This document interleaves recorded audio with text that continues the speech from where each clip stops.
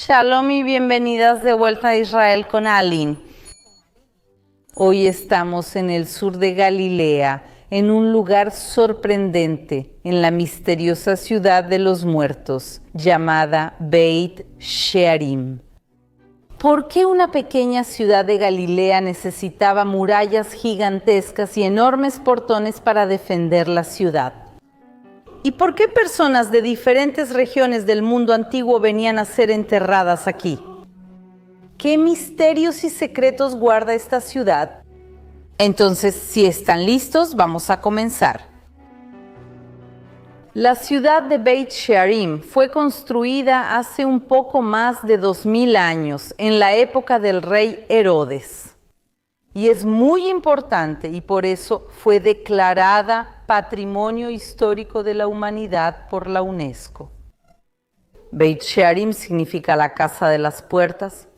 Eso es porque probablemente había grandes portones aquí en la ciudad, junto con las grandes murallas. De hecho, uno de esos portones ya fue encontrado en las excavaciones arqueológicas de 2015, o sea, hace poco tiempo. También conocemos la ciudad por su nombre griego, Bizara, y el primero que llama a la ciudad Bizara es Flavio Josefo, un gran historiador que vivió en el periodo romano. Y a pesar de que Beit Shearim es una ciudad relativamente pequeña, se va a transformar en la mayor necrópolis de todo Israel. Necrópolis es la ciudad de los muertos y una de las más densas de todo el Imperio Romano. Personas de todo el mundo venían a ser enterradas aquí, y una de las entradas a este mundo de los muertos es a través de esta puerta. Y es hacia allá donde vamos ahora, para descubrir algunos de los secretos de esta ciudad. Y creo que Beit Shearim es un lugar tan increíble, pero al mismo tiempo me sorprende que sea tan poco conocido. Y ya desde la entrada podemos ver los sarcófagos y sepulcros que empiezan a esparcirse. Y se van a impresionar con el tamaño de esta ciudad subterránea. Es un verdadero laberinto. Y ahora estamos viendo la primera de 30 catacumbas. O sea, todo esto aquí, chicos, es una sola catacumba. Y hay 30 que ya fueron encontradas y probablemente muchas otras que aún van a ser descubiertas. Judíos de todo el mundo antiguo eran traídos para ser sepultados aquí. Y por eso vemos inscripciones en arameo, en hebreo, en griego, en palmireño. Y a través de eso sabemos de dónde vinieron las personas. Hay personas aquí que vivieron en Tiro, en Sidón, en Beirut, que hoy en día están en Líbano, en Antioquía, que hoy en día es parte de Turquía, Palmira, en Siria, y también lugares que hoy en día están en Jordania, en Irak y hasta en Yemen. Pero una cosa que todas estas personas tenían en común es que todos eran judíos. Y podemos ver eso también por esta menorá que está representada aquí dentro de esta cueva. Y también por otros símbolos judíos que se encuentran en el lugar. Parte de ellos eran judíos de Israel y otros eran lo que llamamos judíos de la diáspora, judíos que vivían en otras regiones del mundo. Y eso era muy común desde la antigüedad y hasta los días de hoy.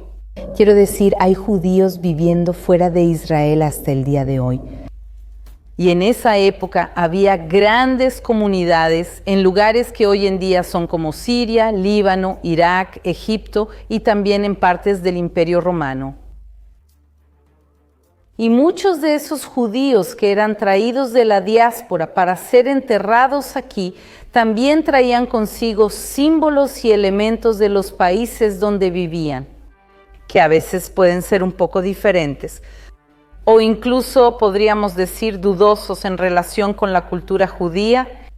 Un ejemplo es este sarcófago aquí, tan bonito, pero que tiene arriba la representación de un toro y abajo la de un pájaro, de un águila. El águila que a menudo también se asociaba con el propio Imperio Romano.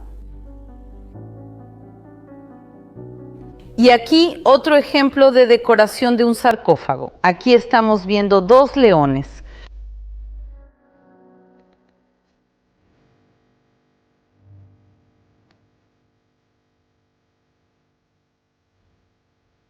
La ciudad tenía grandes murallas, pero lamentablemente eso no va a ser suficiente porque este cementerio será saqueado a lo largo de la historia. Vean, qué interesante que las tumbas están rotas, más o menos todas en el mismo lugar. Aquí al lado, donde probablemente estaba la cabeza de la persona. Aquí también hay un agujerito al lado de donde estaba la cabeza de la persona. Si se fijan, casi todos están rotos así. ¿Por qué? Porque en los tiempos antiguos, a menudo, los paganos ponían monedas debajo de la lengua. Era para pagar su entrada al inframundo. Según la cultura grecorromana, este es un cementerio judío. Las personas no ponían monedas debajo de la lengua, pero los saqueadores probablemente no sabían eso y venían y rompían para sacar esas monedas. Y sí, las personas aquí fueron enterradas, a veces con joyas, a veces con cosas importantes, y la mayoría de las tumbas aquí, lamentablemente, fueron saqueadas. Algunos estaban intactos. Beit Shearim será destruida y abandonada en el siglo IV d.C. después de Cristo. Entonces, las cosas más nuevas que están viendo aquí tienen por lo menos 1600 años. Y este lugar será redescubierto solamente en 1871. Entonces, lamentablemente, las únicas personas que pasaron por aquí durante siglos fueron realmente los saqueadores de tumbas.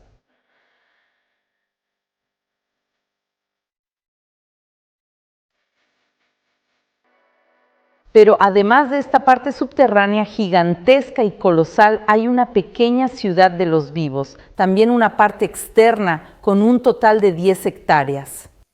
Y además de las casas, aquí se encontró una sinagoga, había una pequeña industria de aceite de oliva, se encontró una casa de estudios, edificios públicos y por supuesto las murallas y las puertas. Pero el tamaño y la importancia de la ciudad no justifican que tanta gente quisiera ser enterrada aquí. Aún más gente que venía de tan lejos para ser sepultada aquí.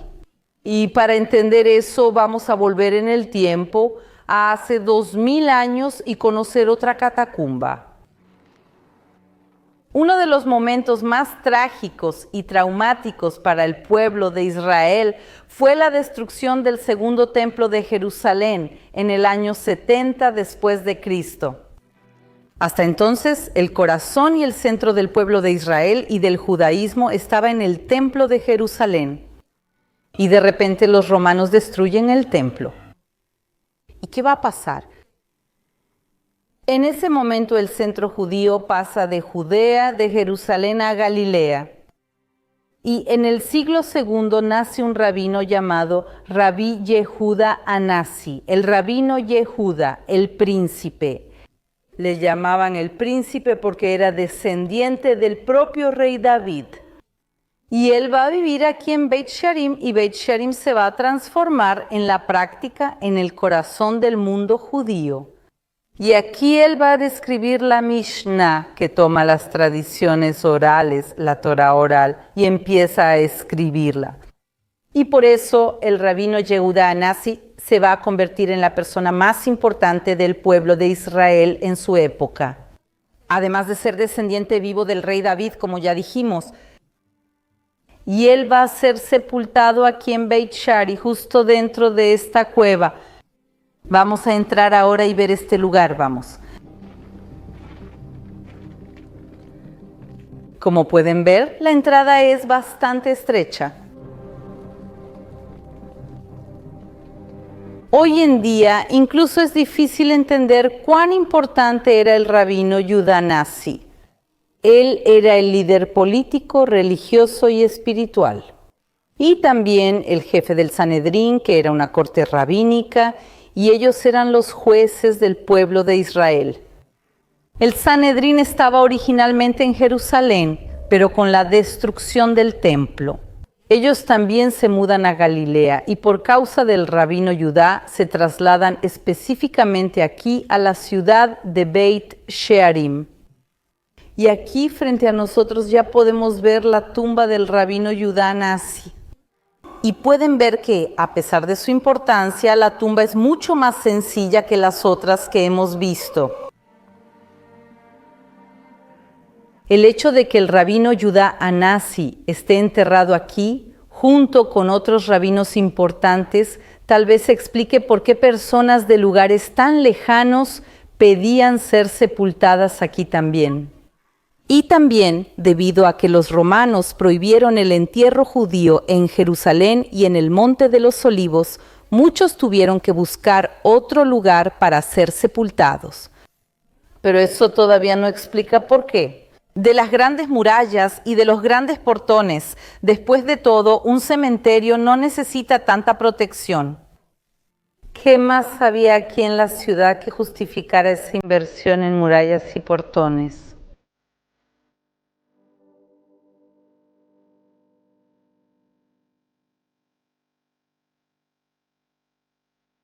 Y la respuesta a este misterio tal vez esté en este bloque, aquí. Lo que están viendo, chicos, no es piedra. Esto es un bloque de 9 toneladas de vidrio. Sí, esto es vidrio, chicos. Ahora, ¿cómo se produce un vidrio tan gigantesco? Ellos usaron esta cueva como un gran horno. Tuvieron que quemar 10 toneladas de materia prima para alcanzar una temperatura de 1050 grados entre 5 y 10 días. Ahora, cuando produjeron ese vidrio, hubo un pequeño problema. La mezcla de los materiales estaba equivocada o la materia de la propia cueva influyó en la estructura de ese vidrio. Y por eso terminó quedando con ese color opaco y no transparente.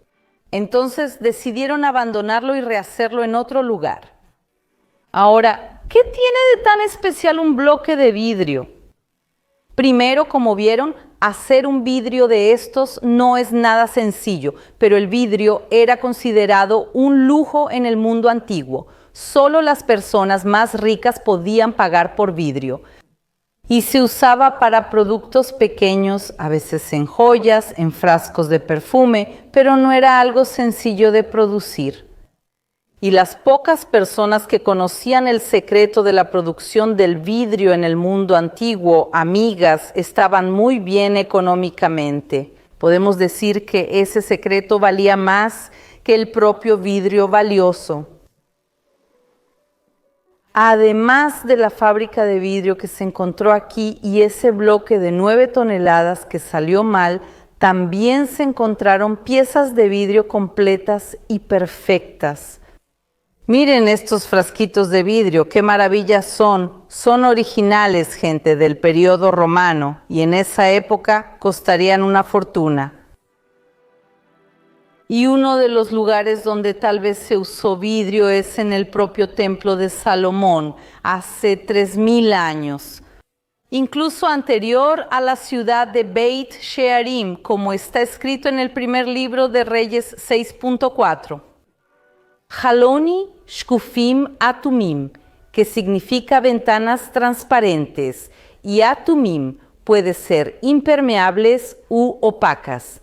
Pero Haloni Shkufim, ventanas transparentes, probablemente se refiere a ventanas con vidrio.